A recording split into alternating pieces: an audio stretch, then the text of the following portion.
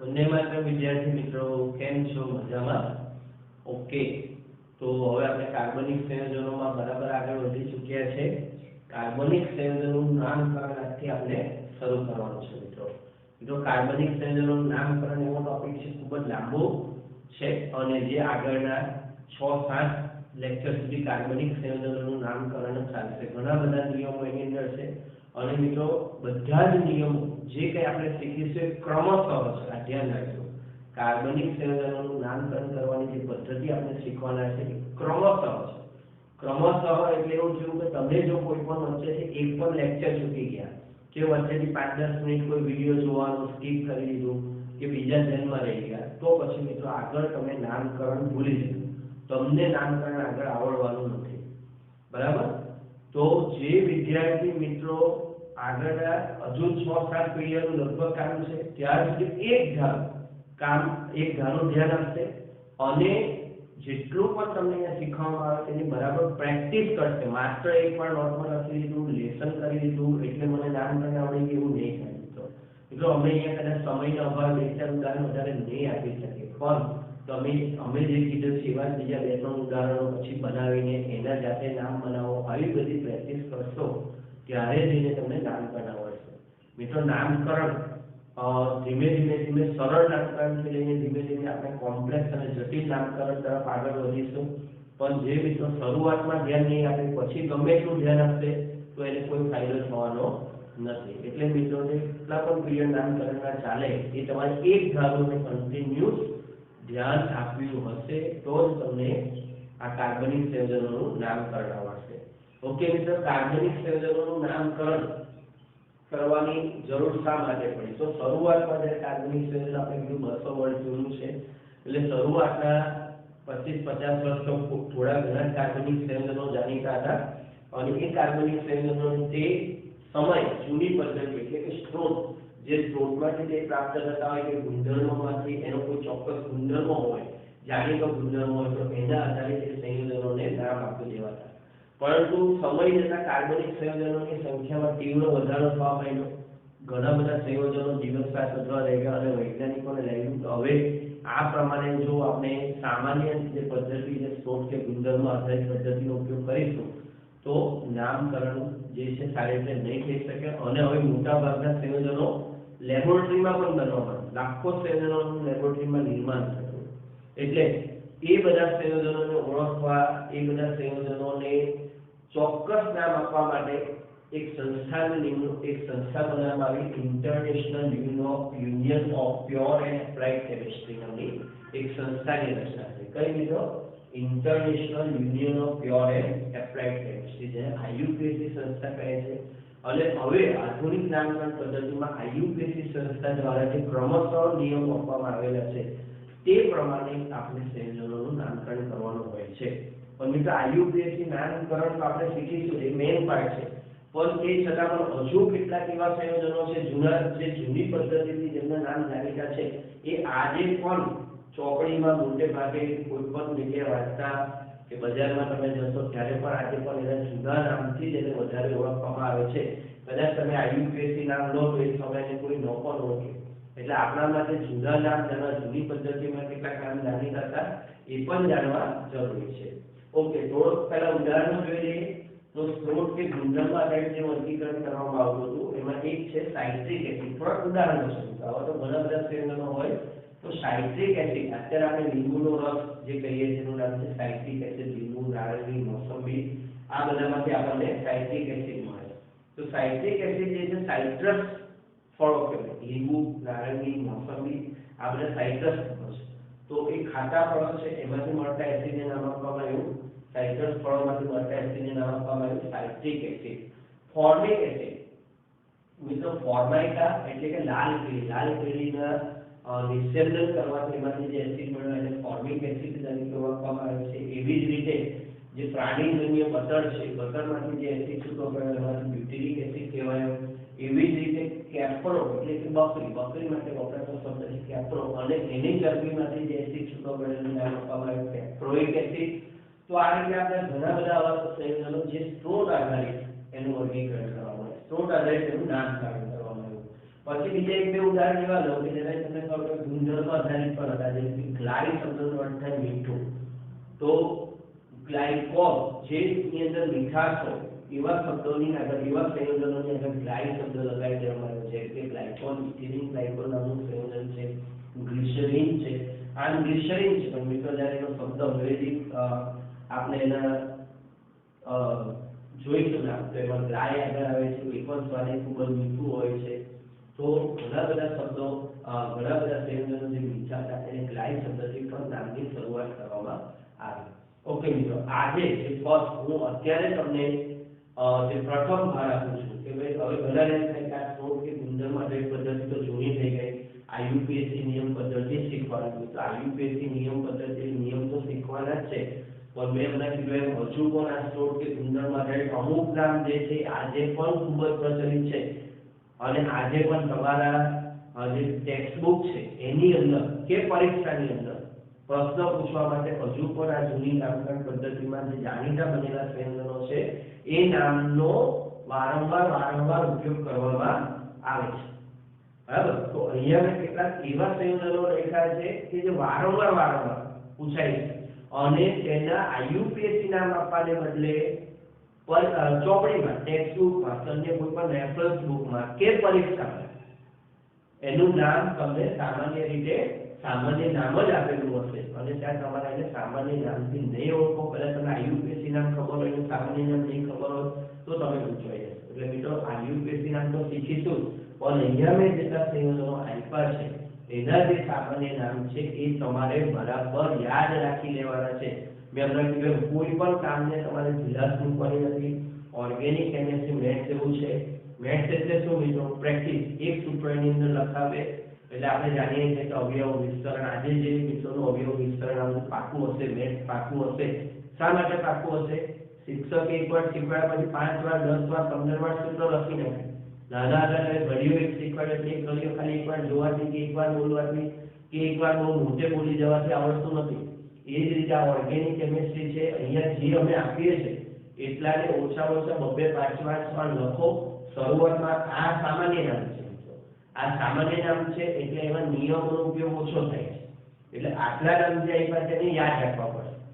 આની પછી જે આપણે નામકરણ કરીશું આઈયુપીએસસી નામકરણ, એમાં માત્ર નિયમ સમજવાના અને એ નિયમ પરથી તમે નામ કરી શકશો. પણ અત્યારે આટલા જે નામ આપ્યા છે મિત્રો એને તમારે એક સંયોજનોના સામાન્ય નામ યાદ રાખવાના છે. હું એકવાર તમને ઝડપથી બધા નામ કહી જાઉં.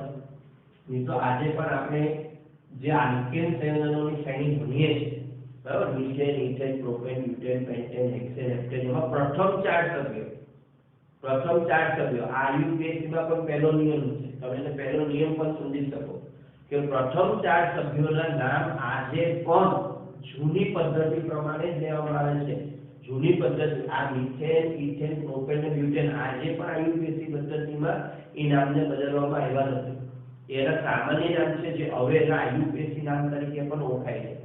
ત્યાર પછી પેન્ટેન, હેક્સેન, હેપ્ટેન એમાં આઈયુપીએસસી નિયમ લાગે છે. પેન્ટ એટલે 5 કાર્બન, હેક્સ એટલે 6 કાર્બન, હેપ્સ એટલે 7.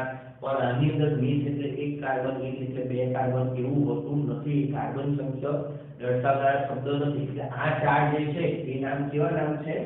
એ પરંપરાગત નામ, સ્ત્રોત કે ગુણધર્મ આધારિત પદ્ધતિ અને પરંપરાગત પદ્ધતિ ટ્રેડિશનલ મેથડ પણ કહેવામાં આવે છે. તો methane CH4, ethane CH3CH3, propane CH3CH2CH3, butane મિત્રો 2 પ્રકારે લખી શકાય છે. 4 કાર્બન સીધા હોય, એક જ હરોળમાં હોય, CH3CH2CH2CH3 એને એન બ્યુટેન કહેવાય.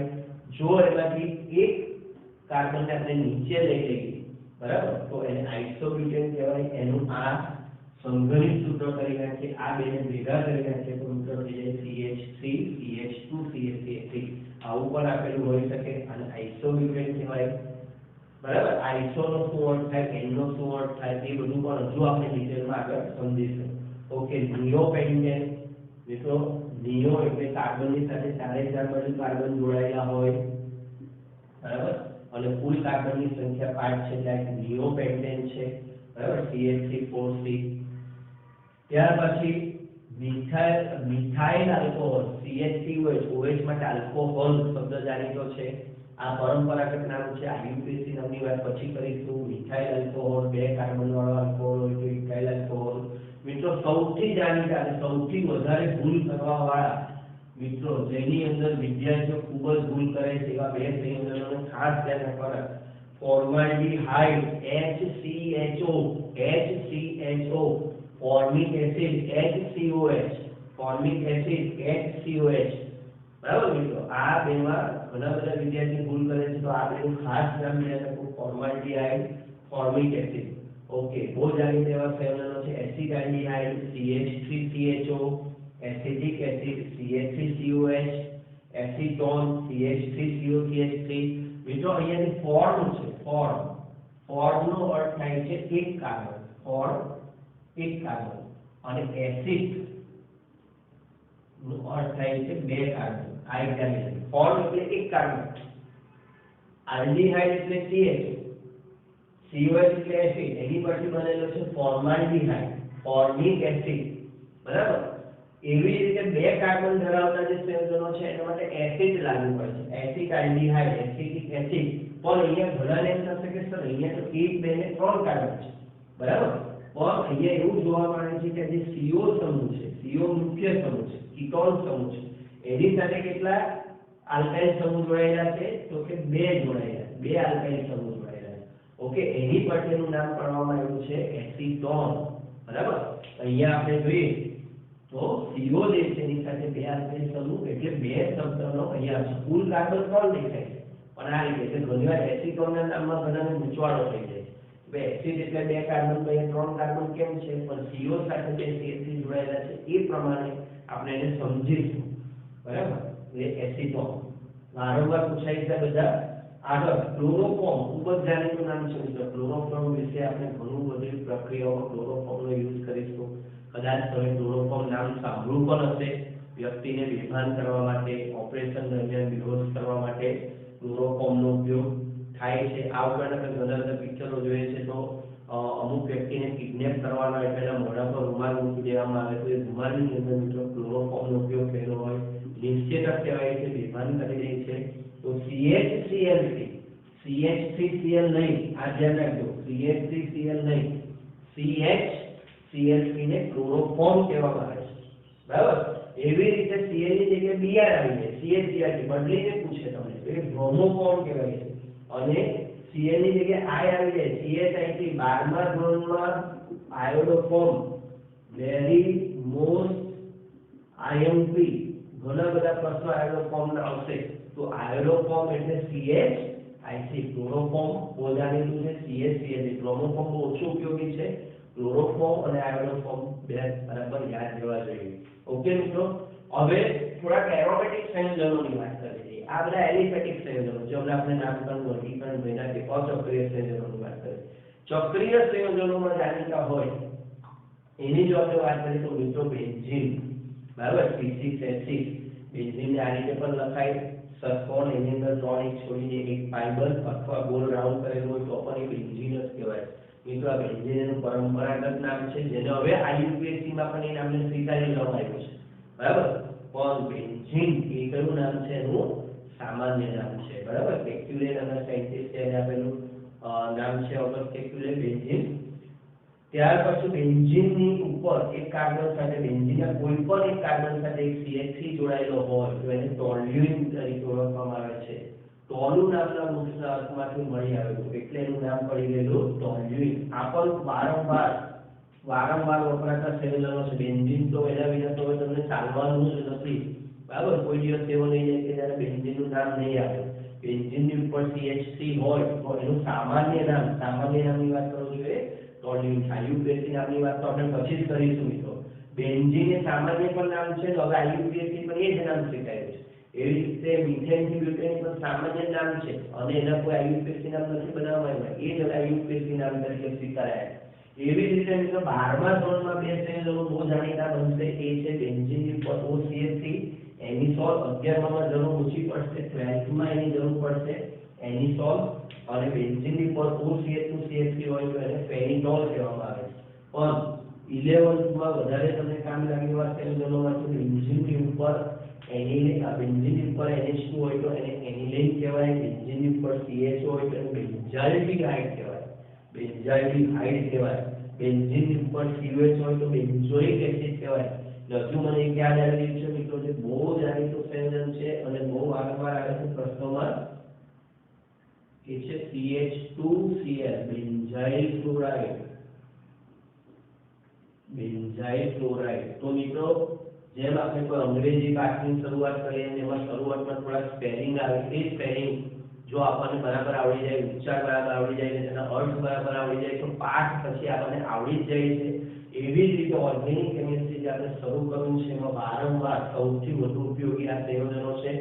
તો તમારે આજે અત્યારે જ બરાબર બહુ સારા વિદ્યાર્થીઓ અત્યારે તો કોર્સ કરીને બરાબર નોટમાં લખીને જેમ બને તેમ અત્યારે એને યાદ રાખવાનો પ્રયત્ન કરો. નહીં તો પછી સાંજે જ્યારે વાંચવા બેસો ત્યારે દરેક સૂત્રને 5-5 વાર લખો અને નામને લખો અને 2-3 વાર રિવિઝન કરીને નામને ગમે તે રીતે યાદ રાખવાનો પ્રયત્ન કરો. ઓકે, ચાલો આટલું લખી લો.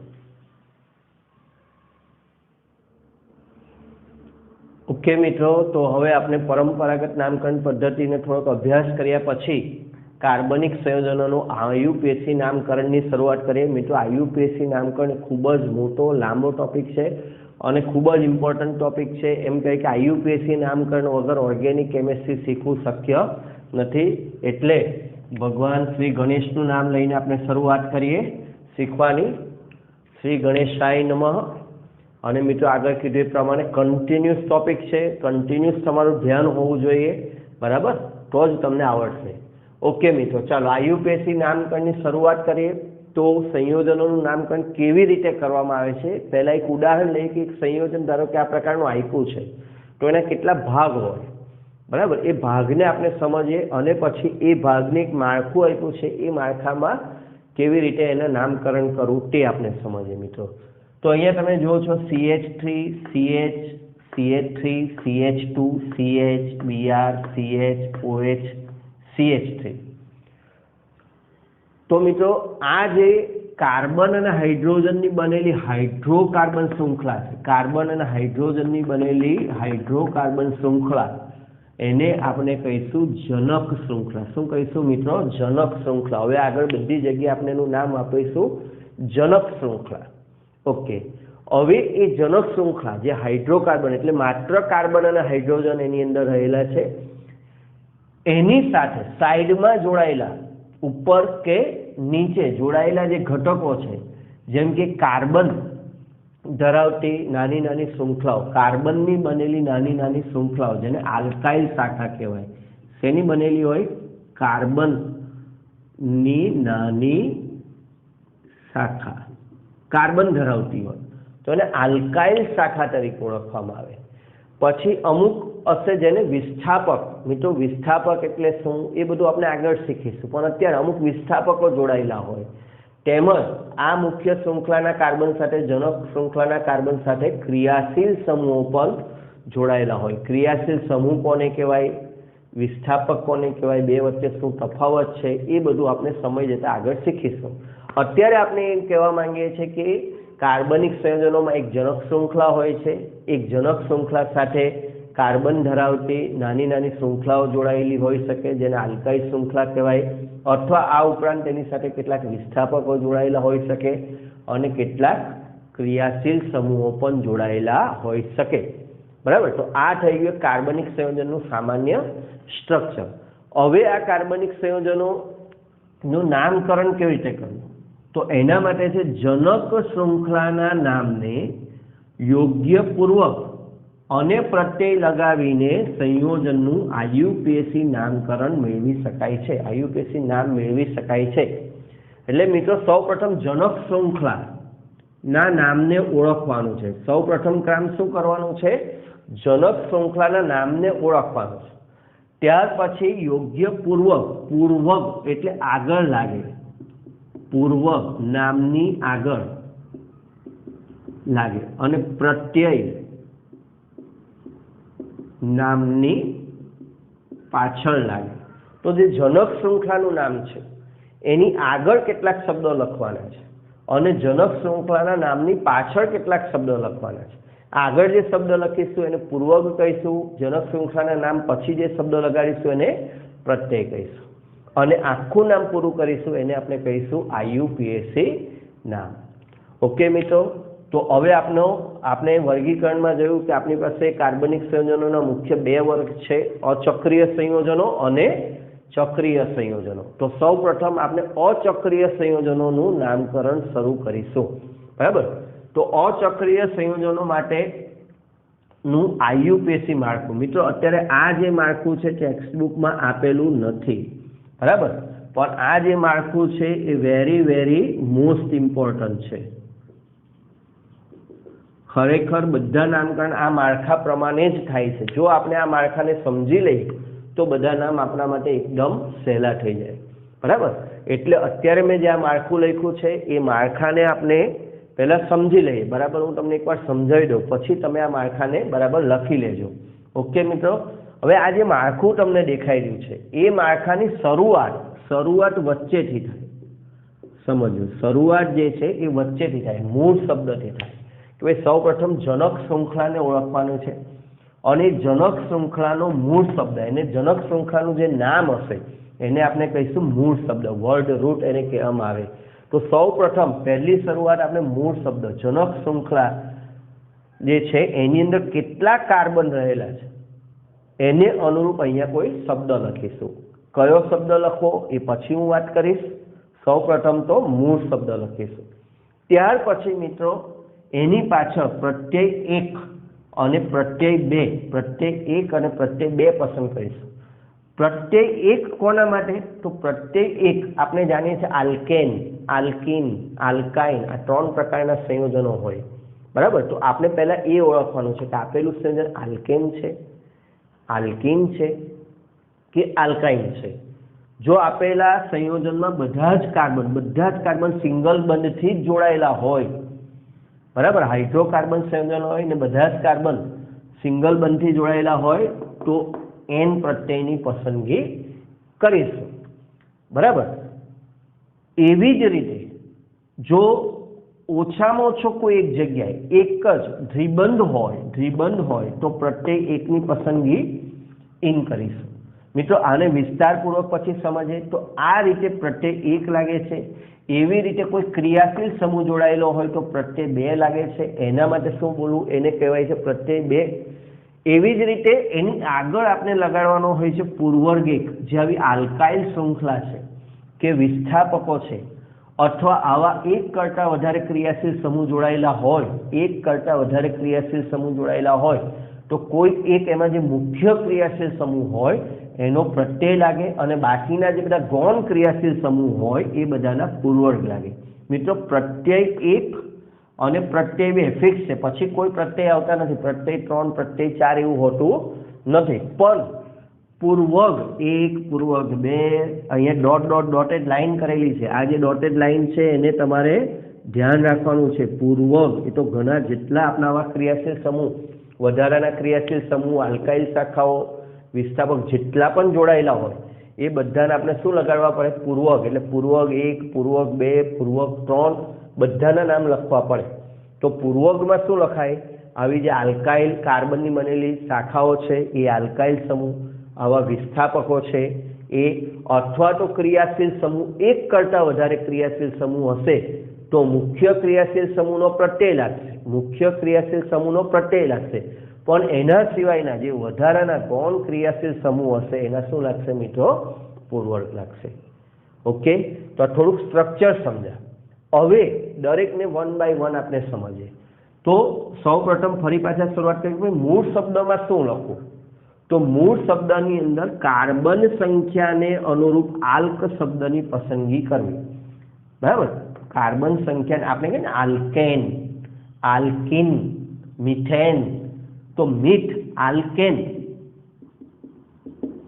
Methane, ethane. તો મિત્રો આમાં એન જે છે પાછળ પ્રત્યય છે. તો આ જે મીઠ છે, મીઠ, ઈથ, પ્રોપ, બ્યુટ, આ જે આપણે બોલીએ છીએ ને આલ્ક કહેવાય છે. આ ખાસ ધ્યાન રાખજો. મીઠ, ઈથ, પ્રોપ અને શું કહેવાય? આલ્ક. પછી આલ્કાઇલ ક્લોરાઇડ, આલ્કેનોલ, આલ્કેનોઇક એસિડ. તો આલ્ક શબ્દનો અર્થ શું થાય? તો આલ્ક એ કાર્બન, કેટલા કાર્બન છે મૂળ શૃંખલામાં આપનું જે સંયોજન છે એમાં જનક શૃંખલામાં કેટલા કાર્બન છે તે દર્શાવતી સંખ્યાને શું કહેવાય? આલ્ક. ઓકે, જો એક કાર્બન હોય જનક શૃંખલામાં તો મીથ પસંદ કરીશું આલ્ક તરીકે, 2 કાર્બન હોય તો ઈથ પસંદ કરીશું, 3 કાર્બન હોય તો પ્રોપ, 4 કાર્બન હોય તો બ્યુટ, 5 કાર્બન હોય તો પેન્ટ, 6 કાર્બન હોય તો હેક્સ, 7 કાર્બન હોય તો હેપ્ટ, 8 કાર્બન હોય તો ઓક્ટ, થોડુંક અહીંયા લઈ લઈએ છીએ મિત્રો, 9 કાર્બન હોય તો નોન, 10 કાર્બન હોય તો ડેક, 11 કાર્બન હોય તો અનડેક અને 12 કાર્બન હોય તો ડોડેક. મિત્રો આ યાદ રાખવું, આ જે ક્રમ છે ને યાદ રાખવો ખૂબ જ જરૂરી છે. બરાબર, આના બધું નકામું છે. ઘણાને 5 કાર્બન હોય તો પ્રોપેન બોલી દે, 7 કાર્બન હોય તો ઓક્ટેન બોલી દે. આડું બિલકુલ નહીં ચાલે. ફરીથી સૌ પ્રથમ તો અહીંયાથી જ શરૂઆત કરવાની છે. મૂળ શબ્દ ખોટો એટલે તો નામ ખોટું જ પડવાનું. મૂળ શબ્દમાં ફરીથી એકવાર મિત્રો પ્રેક્ટિસ કરી લઈએ. શું? એક કાર્બન છે, એક કાર્બન છે દેખાય છે તો શું નામ બોલીશું? મીથ લગાડીશું. 2 કાર્બન હશે શું કરીશું? ઈટ. 3 કાર્બન હશે આપણે શું લગાડીશું? પ્રોપ. 4 કાર્બન હશે આપણે શું લગાડીશું? બ્યુટ. ઓકે, 5 કાર્બન હશે આપણે શું લગાડીશું? પેન્ટ. 6 કાર્બન હશે આપણે શું લગાડીશું? હેક્સ. 7 કાર્બન હશે શું લગાડીશું? હેપ્ટ. 8 કાર્બન હશે શું લગાડીશું? ઓક્ટ. 9 કાર્બન હશે શું લગાડીશું? નોન. 10 કાર્બન હશે શું લગાડીશું? ડેક. ઓકે મિત્રો, આમ જોવા જઈએ તો આપણે જેટલા પણ સંયોજનો ભણીશું એમાંના 90% 90% સંયોજનો આ પહેલા 6માં જ આવી જશે. બરાબર, ત્યાર પછી જેમ આગળ વધશો તેમ એવા સંયોજનો પૂછવાની શક્યતા, ટકાવારી બધું કેવું થતું જશે? ઓછું થતું જશે. બાકીના 10% નામની અંદર આ બધાનો સમાવેશ થાય. અને ક્યારેક બહુ અઘરું બનાવવું હોય તો 11 અને 12 કાર્બન વાળા ઉદાહરણો પણ આવે છે. ક્યારેક 11 કાર્બન હોય તો અનડેક, 11 કાર્બન હોય તો અનડેક અને 12 કાર્બનની મિત્રો 12th માં જરૂર પડશે. 2-3 નામ છે, ડોડેસાઇલ, બેન્ઝીન, તો ત્યાં ડોડેક.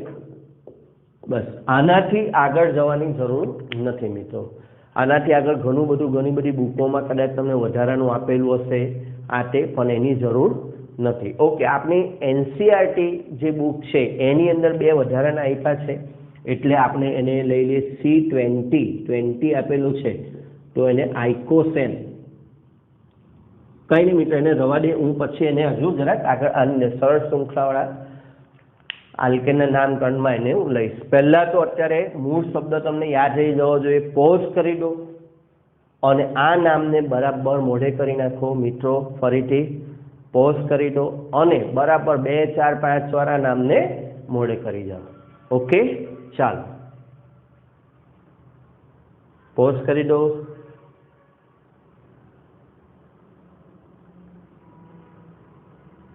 ઓકે મિત્રો, તો આ નામ તમારા મોઢે થઈ ગયા હશે. અહીંયાથી જ આપણા આયુપીએસસી નામકરણની શરૂઆત થઈ ગઈ. બરાબર, આમાં ભૂલ પડવી જોઈએ નહીં. આમાં સૌથી વધારે ભૂલ કઈ જગ્યાએ પડે છે? 3 કાર્બન અને 5 કાર્બન માટે સૌથી વધારે ભૂલ પડે છે મિત્રો. 3 કાર્બન માટે ક્યારેક પેન્ટ લખાઈ જાય છે. 3 કાર્બન માટે પેન્ટ તો નથી લખાયું, પણ 5 કાર્બન માટે ઘણીવાર વિદ્યાર્થી મિત્રો પેન્ટની જગ્યાએ પ્રોપ લખી નાખે છે. તો આવી ભૂલ થવી જોઈએ નહીં. ઓકે, ચાલો હવે આપણે પ્રત્યય એકને સમજી લઈએ. પ્રત્યય એકમાં શું લખવાનું? તો પ્રત્યય એકમાં આપણે આપેલું સંયોજન આલ્કેન છે, આલ્કીન છે કે આલ્કાઇન છે તે ઓળખીને લખવાનું હોય છે. આલ્કેન સંયોજન છે એવું ક્યારે કહેવાય? મિત્રો થોડુંક આ લખી લેજો સાથે પોઝ કરીને, કારણ કે હું પછી ભૂસી નાખીશ, વધારાની જરૂર પડશે તે બધું અહીંયા લખીશ. એટલે જે કાંઈ આવું લખતો જાઓ એ પોઝ કરીને લખી લેજો. અહીંયા આમ તો લખેલું જ છે, તો પ્રેક્ટિસ માટે જ છે. ઓકે, તો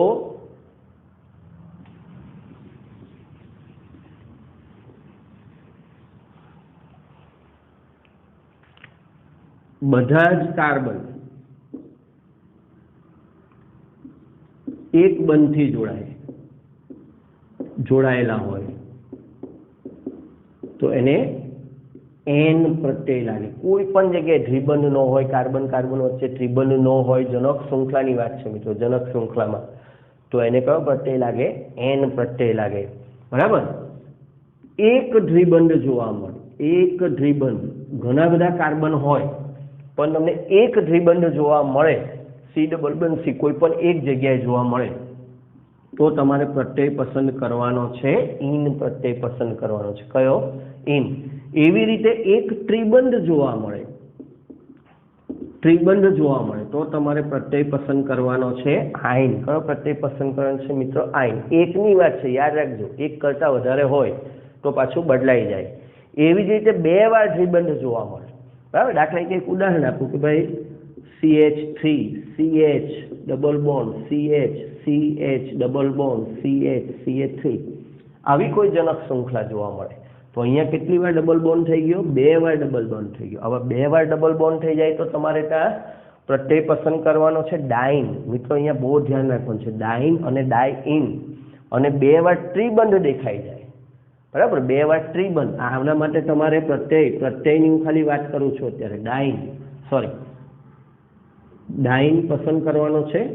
અને દાખલા તરીકે CH triple bond C, CH2 C triple bond CH, 2 વાર ત્રિબંધ આવી જાય, 2 વાર ત્રિબંધ આવી જાય તો મિત્રો એવા સંજોગોમાં પસંદ કરવાનો છે ડાઇઇન. કયો પ્રત્યય પસંદ કરવાનો છે? પ્રત્યય એક તરીકે ડાઇઇન. મિત્રો આની શક્યતા ખૂબ જ ઓછી, આ પણ ધ્યાન રાખજો, શક્યતા ખૂબ જ ઓછી, લગભગ નહીવત,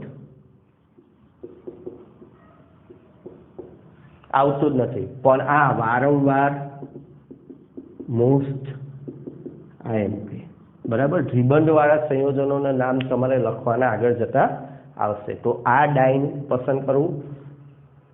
તમારા જ્યારે MCQ પૂછાશે ત્યારે એમાં ખરા ખોટા નામની વાત ખાસ આવશે, તો ત્યારે આ ડાઇન પસંદ નહીં કરવું, બરાબર. આવી રીતે 2 વાર દ્વિબંધ હોય તો ડાઇન લેવું. ઓકે, તો આને આપણે બરાબર સમજી લીધું. હવે પ્રત્યય 2 છે મુખ્ય ક્રિયાશીલ સમૂહના પ્રત્યય. જેમ કે અહીંયા OH છે તો આલ્કોહોલ માટે ઓલ પ્રત્યય લાગે છે, બરાબર. તો મિત્રો આવા કેટલા બધા ક્રિયાશીલ સમૂહ છે? લગભગ 15 થી 20 ક્રિયાશીલ સમૂહ છે. તો એ જુદા જુદા ક્રિયાશીલ સમૂહના કયા પ્રત્યય હોય તે આપણે વિગતે પછી આગળ જઈને શીખીશું. ઓકે, એવી જ રીતે અહીંયા આપણે જોઈ રહ્યા છીએ આલ્કાઇલ શાખા. તો આલ્કાઇલ શાખાને લગતો જે નામ છે તે આપણે અહીંયા પૂર્વવર્ગ 1 કે પૂર્વવર્ગ 2માં પૂર્વવર્ગમાં લગાડીશું, બરાબર. તો આનું શું નામ બને અને શું તે આપણે ધીમે ધીમે આગળ કયા પૂર્વક ક્યારે લાગે એ બધું આપણે વિસ્તારપૂર્વક આગળ શીખીશું. તો અત્યારે કઈ 2 વસ્તુ ખાસ આપણે શીખ્યા, એક મૂળ શબ્દ માટે શું પસંદ કરવું અને બીજું આપણે શીખ્યા પ્રત્યય 1. ઓકે, ચાલો હવે એક ઉદાહરણ પણ અહીંયા છે, એ ઉદાહરણને જોઈ લે કે ભાઈ આ વસ્તુનો ઉપયોગ કેવી રીતે થાય છે. તો આ ઉદાહરણ છે અને આનું નીચે નામ છે. નામ કેવી રીતે બન્યું મિત્રો એ નથી સમજવાનું, તમારે આ ઉદાહરણ કેવી રીતે ફોલો થયું છે એ જોવાનું છે. જો આ નામ આપેલું છે એની અંદર 1 2 3 4 5 6 7 8 કુલ 8 કાર્બન છે. જનક શૃંખલામાં 8 કાર્બન છે માટે આપણે એનું નામ અહીંયા પસંદ કર્યું છે ઓક્ટ, બરાબર. ચાલો મિત્રો હજુ એક બીજી નાની વાત કરવાની રહી જાય છે. આ પૂર્વવર્ગ 1 પૂર્વવર્ગ 2 પ્રત્યય 2 જ્યારે પણ લખવાના થાય તો એની અંદર કાર્બન નંબર સહિત એટલે કે કયો ઘટક, કયો ક્રિયાશીલ સમૂહ, કઈ આલ્કાઇલ શાખા કે કયો વિસ્થાપક કયા નંબરના કાર્બન પર જોડાયેલું છે તે પણ આપણે એની આગળ કાર્બનનો નંબર લખવાનો છે, બરાબર. અને આ દરેકની વચ્ચે આ જે આપણે દરેક લખતા જઈએ એની વચ્ચે આપણે શું મૂકવાની છે? ડેશ મૂકવાની છે, બરાબર. જેમ કે મેં સૌ પ્રથમ શરૂઆતની વચ્ચેથી ઓક્ટ લખ્યું, પછી મિત્રો પ્રત્યય 2 પૂરા કરવા અને પછી પૂર્વવર્ગમાં જવું, આ રીતે કરવું. મૂળ શબ્દ લખ્યા પછી પ્રત્યય 1 પ્રત્યય 2 પૂર્ણ કરવા અને પછી વિસ્થાપકોને લેવા. ઓકે, તો પછી અહીંયા આપણે જોઈએ કે ભાઈ આની અંદર આપણે આલ્કેન છે, આલ્કીન છે કે આલ્કાઇન છે? એક બંધ દ્વિબંધ, એક દ્વિબંધ આવી ગયો એટલે ઇન, અને અહીંયા બીજા નંબરના કાર્બન પર એ છે એટલે 2 ઇન. નંબર સહિત આપણે લખીશું, ફરી પાછા ડેશ કરીશું. ઓકે, પછી અહીંયા ક્રિયાશીલ સમૂહ છે, મુખ્ય ક્રિયાશીલ સમૂહ છે OH અને 4 નંબરના કાર્બન સાથે જોડાયેલો છે એટલે એનો પ્રત્યય થશે 4 ઓલ. આ પણ ડેશ કરીશું મિત્રો, કોઈએ પણ અલ્પ વિરામ, અહીંયા નિયમો બહુ સ્ટ્રિક્ટ છે એટલે 4 ઓલ, ખાલી 4 ઓલ, 4 ડેશ ઓલ કરીશું. એટલે આ તમારો થઈ ગયો જનક શૃંખલા, આ થઈ ગયો પ્રત્યય 1, આ થઈ ગયો પ્રત્યય 2. ઓકે, પછી આ વિસ્થાપક છે, બરાબર. તો વિસ્થાપકોની વાત કરીએ તો 5 નંબર પર બ્રોમો છે, તો 5 નંબર પર બ્રોમો થઈ ગયો. આ તમારો પૂર્વર્ગ 2 કહીએ, આમ જેમ જઈએ એમ પૂર્વર્ગ 1 કરતા જઈએ. આ 7 પર મિથાઇલ છે, પૂર્વર્ગ 1 થઈ ગયો. મિત્રો અહીંયા ઘણા બધા પ્રશ્નો તમને થતા હશે કે સર આ એક આમથી કેમ ગણાય, આમથી કેમ ન ગણ્યું, બરાબર. પછી આ નામ આને પહેલાં કેમ લખાય, આને પહેલાં કેમ ન લખાય. તો આવા બધા કંઈ કેટલાય પ્રશ્નો હજુ બાકી છે જેના જવાબ આપણે ક્રમશઃ જોવાના છે. અત્યારે તો માત્ર આ જે માળખું છે એ માળખાનો ઉપયોગ કેવી રીતે થાય તે આપણે અહીંયા સમજાશે. ઓકે, તો પહેલાં મિત્રો આટલું લખી લો, પછી આપણે આલ્કેન સંયોજનોનું નામકરણ શરૂ કરીએ.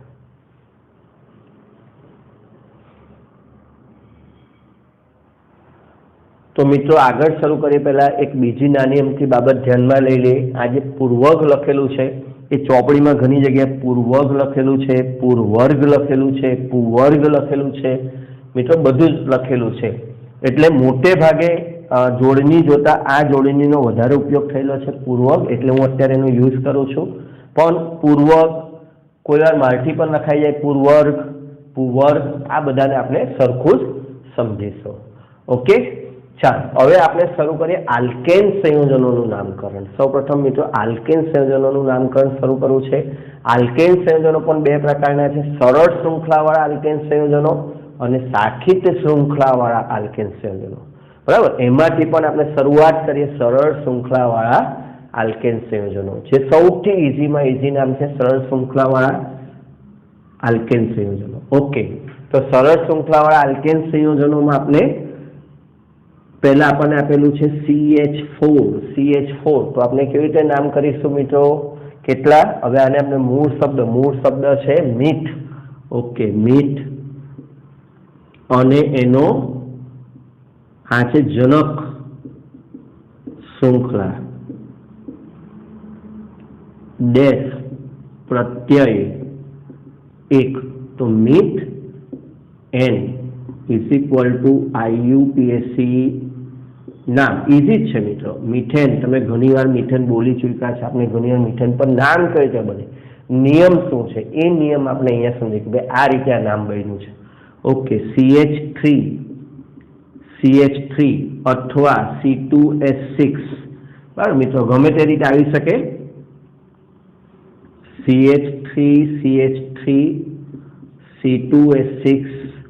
ઓકે, તો આનો જનક શૃંખલા 2 કાર્બન છે એટલે ઈથ, પ્રત્યય થશે N એટલે નામ થશે ઇથેન. ઓકે, ત્યાર પછી થશે CH3 CH2 CH3. અણુસૂત્રને પણ મહત્વ આપતા જઈએ મિત્રો, અણુસૂત્રને પણ ઓળખવાના છે. C3H8, બરાબર. C3H8 આપણે કીધેલું CnH2n+2, બરાબર. બધાને જોડતા પણ જઈએ સાથે કડીઓને બીજી, તો આ એનું સામાન્ય સૂત્ર છે. C3H8 3 કાર્બન છે, 3 કાર્બન એટલે પ્રોપ, પ્રત્યય એનો ઇન એટલે એનું નામ બનશે પ્રોપેન. ઓકે, હવે ચાલો આગળ વધીએ. અહીંયા CH3 CH2 CH2 CH3 C4 H10. સંઘનિત નામ તમને કોઈ આવું આપી દે, CH3 CH2 ટ્વાઇસ CH3. તો આ બધામાં જનક શૃંખલા છે, શબ્દ છે 4 માટે બ્યુટ N. પણ મિત્રો અહીંયાથી જે છે આપણે N ઉમેરીશું, બરાબર. જે પ્રત્યય છે એની અંદર N એટલે રેખીય શૃંખલા. આપણે અહીંયા કીધું કે ભાઈ સરળ શૃંખલા અને શાખિત શૃંખલા, બરાબર. તો આ જે 4 કાર્બન છે, આ 4 કાર્બન સીધા એક રેખામાં પણ જોડાયેલા હોઈ શકે, અથવા 4 કાર્બનથી આગળ આપણે વધીએ તો આ રીતે 4 કાર્બન જે છે મિત્રો શાખિત પણ હોઈ શકે. શાખિત તો અહીંયાથી આપણે 4 કાર્બનથી આ મુશ્કેલી શરૂ થાય. 3 કાર્બન સુધી કંઈ વાંધો નથી. 4 કાર્બનથી આગળ વધીએ, 4, 5, 6, 7 ગમે એટલા કાર્બન, તો ત્યાંથી સરળ શૃંખલાવાળા સંયોજન પણ હોઈ શકે અને શાખિત શૃંખલાવાળા સંયોજન પણ હોઈ શકે. તો એની અંદર કોઈ શાખિત નથી, કોઈ શાખિત શૃંખલા નથી, સરળ જ છે. બધા કાર્બન એક સીધી રેખામાં જ જોડાયેલા છે. એવું દર્શાવવા માટે આપણે આગળ શું લખવું પડે? એન. એન શું દર્શાવવા માટે? રેખીય, બરાબર. એટલે કે કોઈ શાખા નથી, કોઈ શાખા નથી, એવું દર્શાવવા માટે આપણે એનનો ઉપયોગ કરીશું. ઓકે, તો પ્રથમ આ 4 લખી લો, પછી આપણે બીજા થોડાકની પ્રેક્ટિસ કરીએ.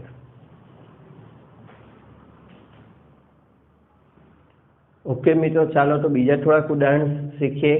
તો આપણે બ્યુટેન સુધી 4 કાર્બન સુધી જોઈ લીધું. 5 કાર્બન હોય, બરાબર, તો 5 carbon CH3 CH2 CH2 CH2 CH3, અથવા સંઘનિત સ્વરૂપે લખીએ તો CH3 CH2 CH3, અથવા અણુસૂત્રની વાત કરીએ C5H12, તો 5 કાર્બન માટેનો શબ્દ છે પેન્ટ, એનો પ્રત્યય છે N ડેશનો ઉપયોગ કરીએ, બરાબર. તો અહીંયા મિત્રો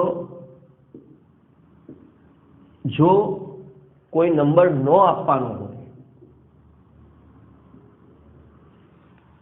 અહીંયા જ્યારે આલ્કેન સંયોજનો લખીએ છીએ ત્યારે એમાં કોઈ નંબર નથી હોતો કે કયા નંબરના કાર્બન પર એન, બધે જ સિંગલ બોન્ડ છે, એટલે અહીંયા કોઈ નંબર આવતો નથી, બરાબર. એટલે 1N 2N 3N 4N એવું લખવાની જરૂર પડતી નથી. એ જ્યારે દ્વિબંધ હોય ત્યારે એ આપણે નંબર લખવો પડે. એને રેખીય છે, ફરીથી રેખીય છે, એટલે આપણે એના માટે લખીશું N પેન્ટેન.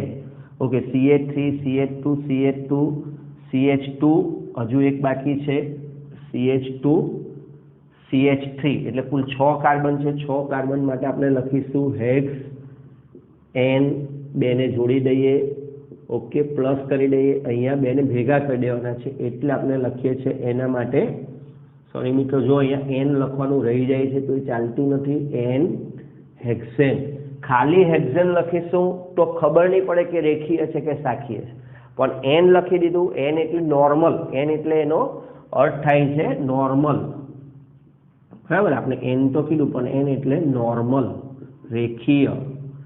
N લખી દેવાથી સ્પષ્ટ થઈ જાય છે કે જે સૂત્ર છે એ રેખીય છે, બધા કાર્બન એક જ રેખામાં જોડાયેલા છે. Okay, C6H14. હવે મિત્રો આપણે શોર્ટમાં પ્રેક્ટિસ કરીએ કે ભાઈ તમે આનું શું નામ આપશો. ઓકે, આ 2 પ્રેક્ટિસ. તમે આ 6 પરથી બાકીના મિત્રો હું આગળ લખતો નથી પણ સમજી ગયા છો. 7 કાર્બન હશે હેપ્ટેન, 8 કાર્બન હશે ઓક્ટેન, 9 કાર્બન હશે નોનેન, 10 કાર્બન હશે ડેકેન. એટલે હવે એમાં સમય બગાડવાની જરૂર નથી, આપણે પ્રેક્ટિસ કરી લઈએ. સિમ્પલ છે એટલે વધારે પ્રેક્ટિસ નથી કરતા. 1 2. ચાલો, આનું નામ શું થશે? પોઝ કરી દો અને આ બંનેના નામ વિચારો. ઓકે, પોઝ કરી દો.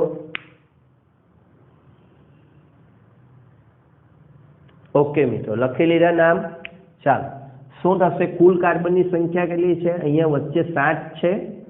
ઓકે, 8 અને 9, કુલ કેટલા કાર્બન છે? કુલ કાર્બન 9, એટલે 9 માટેનો શબ્દ છે નોન, બરાબર, નોન. અને એની અંદર N ઉમેરીએ એટલે તમારું નામ થયું N નોનેન. N નોનેન. ઓકે, અહીંયા કેટલા કાર્બન છે મિત્રો? 10 કાર્બન છે. 10 કાર્બન સીધા જ દેખાય છે એટલે ડેક,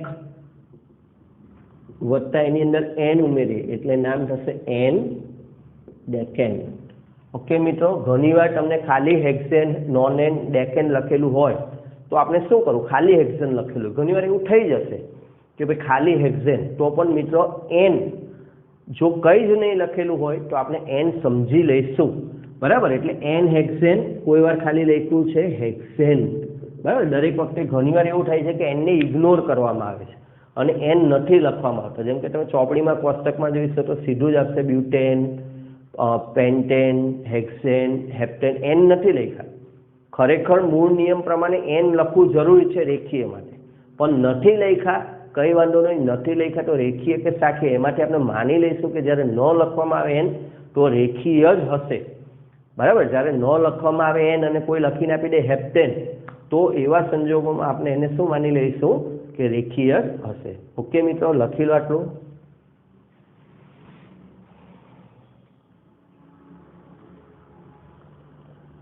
ઓકે મિત્રો, તો 1 થી 10 સુધીનું નામ આપણે બરાબર ધ્યાન આપી દીધું. 11 માટે અનડેકેન અને 12 માટે ડોડેકેન, જે 12માં અગત્યના છે એમાં ડોડેકેન 12થમાં ખાસ 2-3 જગ્યાએ આવશે, એટલે 12th માટેનું ડોડેક શબ્દને ખાસ યાદ રાખો. અને બીજા બે ચોપડીમાં આપેલા છે એવા બે સૂત્રોની વાત કરી દઈએ. C20 20 સાથે h કેટલા 2n + 2 20 × 40 = 42 અને C30 h એટલે 30 × 60 ને 2 62.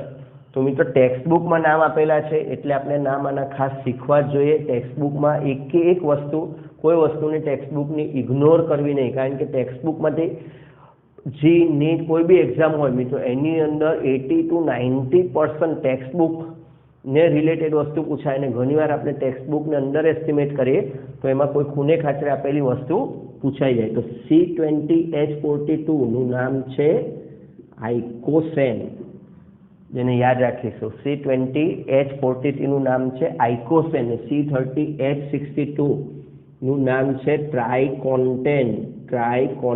તો આ બે નામને યાદ રાખીશું, બરાબર. ક્યારે પૂછાઈ જાય કંઈ નક્કી નહીં. ઓકે, તો આ બે નામને યાદ રાખી લેશો. તો મિત્રો આજે આપણું અહીંયા કામ સરળ શૃંખલાવાળા આલ્કેન સંયોજનોનું નામકરણ પૂર્ણ કરીએ છીએ. નેક્સ્ટથી આપણે સાખી શૃંખલાવાળા આલ્કેન સંયોજનોનું નામકરણ શરૂ કરીશું. ઓકે, ચાલો.